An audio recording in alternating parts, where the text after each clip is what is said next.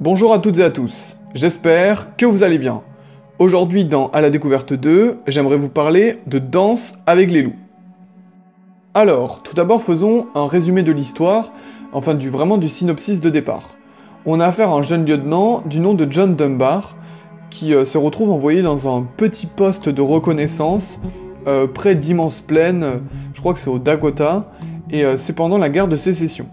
Du coup, il y a à la fois l'enfrontement entre plusieurs groupes d'hommes, donc américains, et d'un autre côté, il y a les Indiens, dont vraiment le peuple américain en général est très méfiant, parce que les Indiens, ils sont dans les terres, ils sont totalement coupés de la civilisation, et il y a divers affrontements.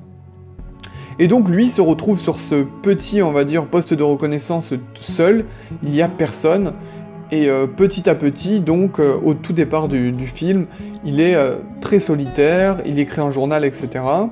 Et petit à petit, il arrive à lier, on va dire, une amitié avec certains Indiens. Voilà, si on doit faire vraiment le postulat de départ.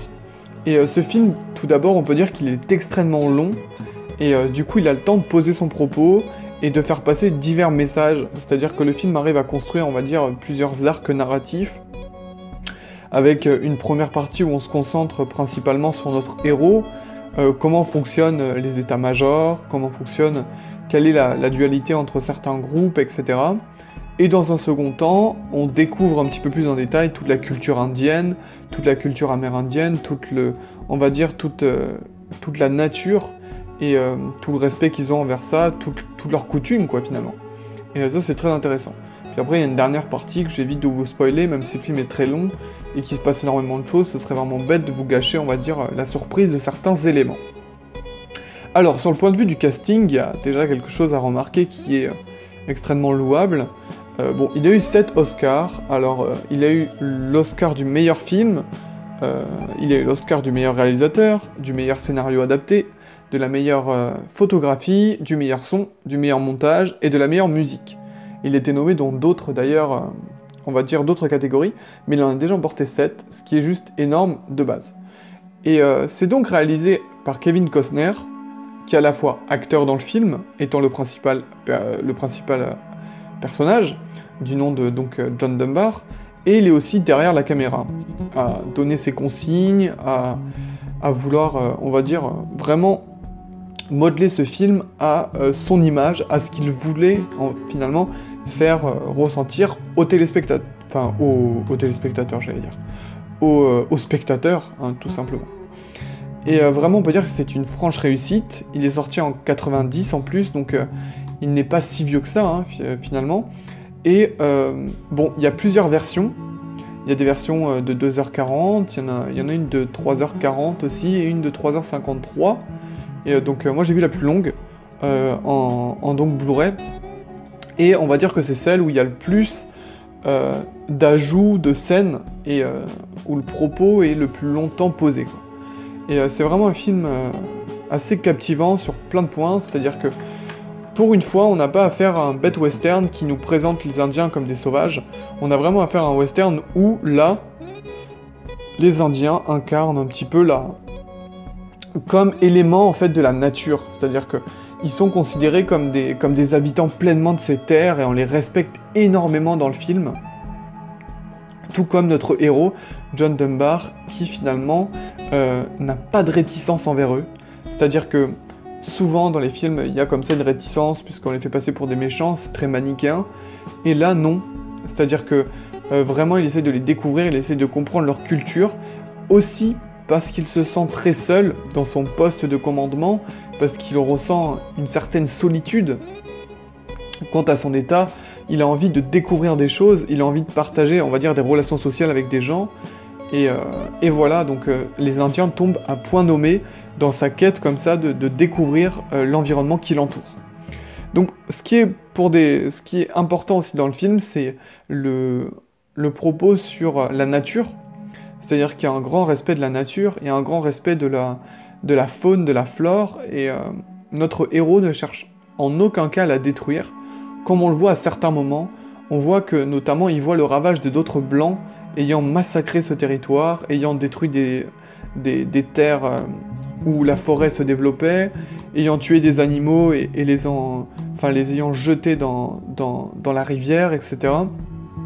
Et vraiment ici, c'est plutôt rare dans les films américains qui sont quand même en général très patriotiques dans leur structure. Et là on a quand même une critique assez acerbe de ce qu'a été la guerre, de la guerre de sécession et puis la guerre contre les Indiens. Et vraiment c'est remarquable de la part de bon nombre d'acteurs dans le film qui sont incroyables dans leur performance, qui franchement c'est plus vrai que nature. Alors ok, il y a un gros budget qui forcément donne des moyens assez importants pour développer, on va dire, tout ce qu'il y a à développer, mais le budget n'était pas énorme comparé au résultat. Parce que vraiment, on a un résultat bluffant sur plein de points, c'est-à-dire que le film nous fait passer un tas de messages, nous fait passer des idées très intéressantes. Alors, pour revenir vraiment à certains enjeux du film, parce que il est quand même très important de noter que le film veut faire passer des messages, veut faire passer des passerelles entre les hommes, comme quoi, quelles que soient nos différences, on retrouve tout le temps des points communs entre tous les hommes, et ça c'est très important. Autre point, on va dire, du film, qui est vraiment abordé, c'est, on va dire, l'effet de domination de l'ordre établi, en quelque sorte. C'est-à-dire que, sans tout spoiler, mais dans la dernière partie du film, on rencontre des hommes, on rencontre un groupe d'hommes, et on se rend compte de l'écrasante, on va dire, domination de l'état militaire, avec des armes, avec de la puissance de feu, face aux Indiens qui, eux, ne disposent que d'éléments, on va dire, totalement rudimentaires. C'est-à-dire des arcs, des flèches, etc. Et on peut se dire au départ, ils n'ont aucune chance face à ça, mais en fait, leur utilisation très importante, on va dire, de la nature, leur utilisation très, on va dire, minutieuse des éléments qui les entourent, leur permet, malgré tout, d'avoir de l'avantage. Parce que ces gens-là sont connectés en quelque sorte à la nature, découvrent des choses que, on va dire, les Blancs, dans le film, ils sont appelés les Blancs, je ne les appelle pas des Blancs comme ça, et le peuple, on va dire, les soldats américains ne font même pas attention. Eux, ils viennent dans un endroit, ils s'installent, ils se barricadent, ils se protègent, ils envahissent, ils partent. Voilà comment sont posés on va dire, ces personnages dans le film. Et voilà, ici donc, on a affaire à un vrai traitement des Indiens, ce qui est plutôt rare dans le cinéma américain, et surtout, l'acteur principal, John Dunbar, qui est vraiment dans la découverte permanente de nouveaux éléments lui permettant de voir le monde autrement. Et c'est ça aussi l'image un petit peu humaniste du film, c'est voyons autrement les choses, sous un autre regard, ne soyons pas vraiment portés que sur notre point de vue, découvrons d'autres cultures, d'autres façons d'exister et de vivre, tout simplement. Et ça c'est excellent dans le film. Il y a aussi une chose que j'aimerais rajouter sur, on va dire, l'attachement qu'a notre John Dunbar, donc Kevin Costner, sur les éléments qui l'entourent, c'est son cheval, qui va l'accompagner tout le long du film, ainsi qu'un loup qui va essayer d'apprivoiser. Et vraiment, ces deux éléments montrent que c'est un être vraiment ayant beaucoup d'humanité, et voulant ne pas détruire la nature autour de lui. Et voilà, à propos de ça.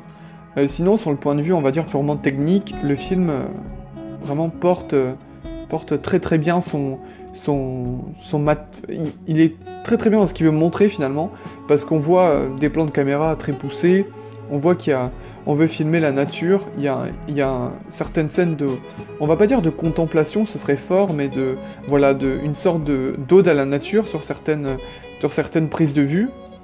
On a aussi plusieurs scènes durant en longueur, certains plans séquences de bataille notamment, où on passe d'un plan à l'autre, et où on se rend compte que vraiment, il y a un travail poussé sur les chorégraphies de combat, etc., qu'ils veulent se rapprocher le plus possible de la réalité. Même si, attention, on n'est pas devant un film purement, j'ai envie de dire, d'action western, c'est-à-dire qu'il va pas y avoir 15 000 batailles finalement, c'est pas le propos. Ici on est sur un film où on découvre une culture, où on découvre des choses, et on essaie de comprendre finalement comment les êtres humains peuvent être aussi différents en vivant dans un même environnement. Voilà. Et on a aussi bien sûr une critique de l'Amérique qui a chassé au fil du temps les Indiens. Après voilà, le peuple s'est construit sur ceci, donc maintenant c'est terminé. mais c'est important de rappeler qu'il y a eu une autre culture sur les terres américaines. Voilà.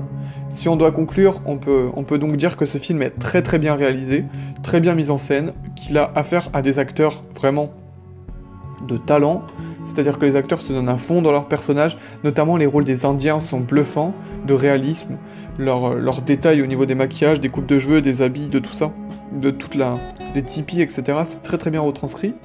Et en dernier point, ce qu'on peut dire, c'est donc une ode à la vie avec des vrais bons messages. Voilà, c'est à présent terminé. Je vous remercie d'avoir regardé cette vidéo. Si vous avez apprécié, n'hésitez pas à laisser un pouce bleu, vous abonner et partager. Et moi je vous dis à la prochaine.